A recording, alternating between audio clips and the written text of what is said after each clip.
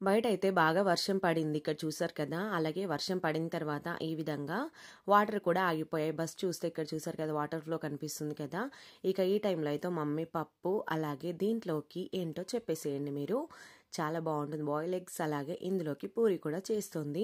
మా అమ్మ చేసే పూరి సంగతి అయితే మీకు చెప్పాను కదా ఎలా చేస్తుందనేసి. మేము వెళ్ళాము అంటే పూరి ఉండాల్సిందే కదా! అందుకోసం అయితే ఈ విధంగా పూరి ప్రిపేర్ చేస్తుంది అమ్మ అయితే. ఇక నేను కూడా వేడివేడిగా తింటానంటే ఇంకా ఆకలేస్తుందంటే నాకు కూడా పెట్టేసింది. ఇంకా వేడివేడిగా తినడమే అండి ఆలస్యం. పప్పులోకి పూరి మీకు ఎంతమందికి ఇష్టం అండి? చికెన్తో కాకుండా పూరి పప్పు చాలా బాగుంటుంది. ఈ కాంబినేషన్ మీకు నచ్చితే లైక్ చేసి సబ్స్క్రైబ్ చేసుకోండి. అలాగే నేను ఇప్పుడైతే జడ వేసుకుంటున్నాను. నేనైతే ఒకరింటికి వెళ్తున్నాను. అందుకోసం అయితే ఈ విధంగా రెడీ అయిపోయాను. మన సబ్స్క్రైబరే ఇంకా నన్ను చూడాలనేసి చాలా అంటుందంట. అందుకోసమే తన కోసం అలాగే నా కోసం కూడా నేను వెళ్తున్నాను. అది ఎందుకోసం వెళ్తున్నానో లాస్ట్ లో చెప్పేస్తాను.